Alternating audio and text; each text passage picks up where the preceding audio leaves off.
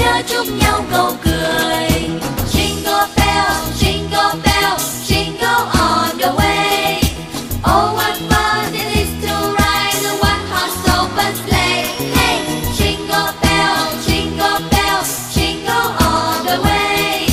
Oh, what fun it is to ride a one-horse open sleigh. Mừng ngày Giáng sinh yên lành, nào mình cùng nắm tay tươi cười, hòa bình đến cho muôn người, cùng cất tiếng ca mừng vui.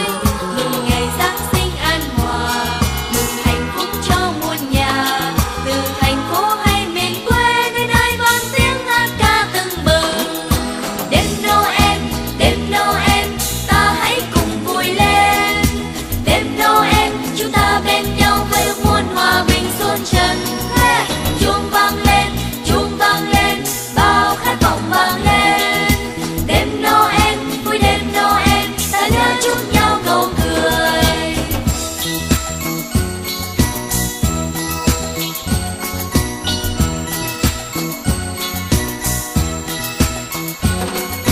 Jingle bell, jingle all the way.